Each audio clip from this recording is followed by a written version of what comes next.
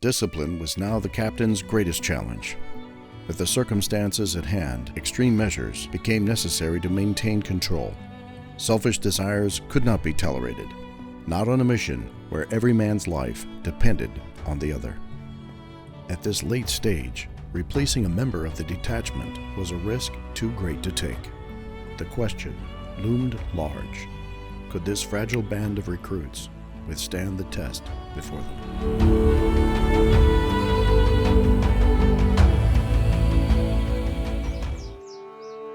Bring forth the accused. Court, stand at attention. The judgment considers overwhelming evidence against the men charged of their actions, which made the verdict of a court-martial assured. The captains, to be fully prepared for any outcome or trouble from the men, placed loaded pistols on the table in full view. Sergeant Ordway, read the charges against the accused. Private John Shields and Private John Coulter willingly and with desirous intent threaten the life of the captains assigned in the execution of their duties. Very well. The verdict will be read tomorrow at evening formation. Sergeant Ordway, take charge and dismiss the court. Attention in the court. Shoulder, arms, left, face. Court is dismissed. March. I am concerned for the morale of the Corps. Threatening Sergeant Ordway's life is unacceptable, and as of yet, I haven't seen any remorse from these men. That is true. But at the same time, as you and I well know, we all have our transgressions. I do believe we need to establish a strong precedent for discipline, but there are factors to consider. I just wish we didn't have to make this type of decision so early in the endeavor.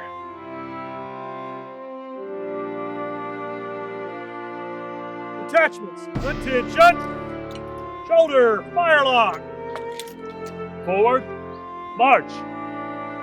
The two commanders were reluctant to pass judgment on the two men they viewed as having great potential and possibly invaluable to the success of the expedition. Who and where would they find replacement at this late date? They can't afford to forgo judgment, nor can they continue to postpone and delay the enterprise. Success wavers in the balance. Sir, the detachments are formed and are awaiting your orders. Thank you, Sergeant.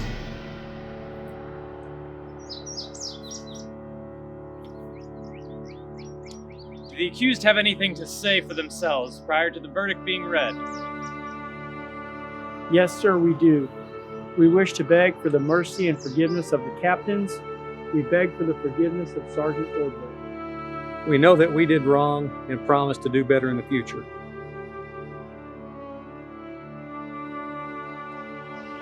So be it. The commanders note the sincerity of the accused.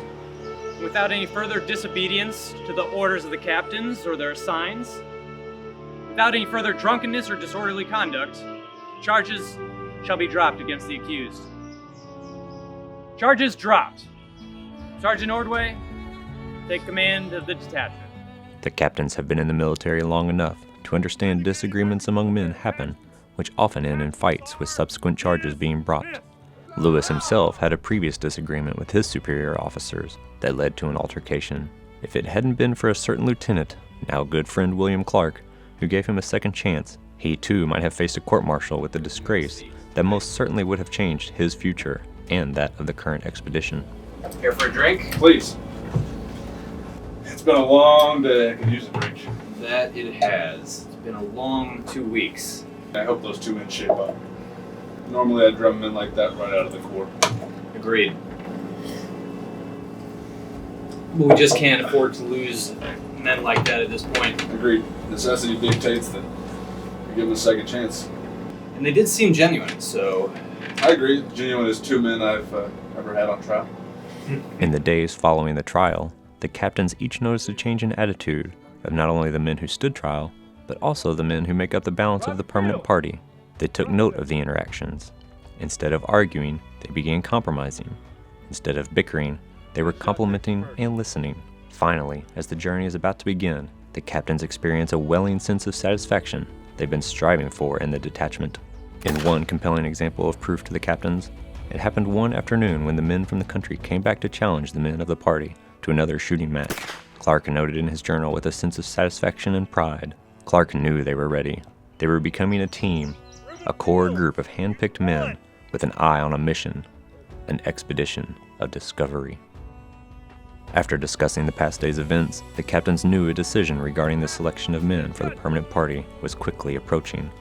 On the 31st of March, 1804, Captain Meriwether Lewis and Captain William Clark held a ceremony to enlist 25 of the soldiers, including the 2 previously accused, that had been chosen for an expedition to penetrate to the interior of the continent of North America.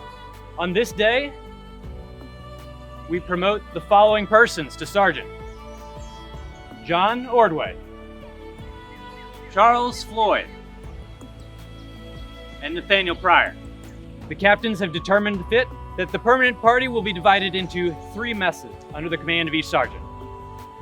Therefore, the party will consist of 22 privates, 3 sergeants, 2 captains, Drouillard, York, and Seaman.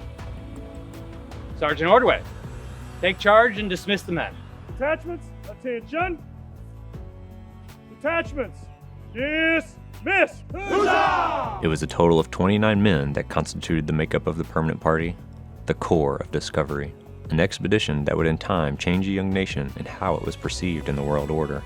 As Private Gass noted in his journal, "We are to pass through a country possessed by numerous, powerful, and warlike nations, of gigantic stature, particularly hostile to white men, but the determined and resolute character of the men and the confident swelling above the ranks dispelled every emotion of fear." Sergeant Ordway provides a snapshot of their mission and his feelings in one of his final letters home to his parents. "We are to ascend the Missouri River with a boat as far as it is navigable, and then to go by land to the Western Ocean, if nothing prevents. This party consists of 25 picked men of the Army and country, and I am so happy as to be one of them picked men." After the ceremony, the men felt a new purpose to their everyday existence, realizing they would encounter adventures others could only dream of and few would ever experience.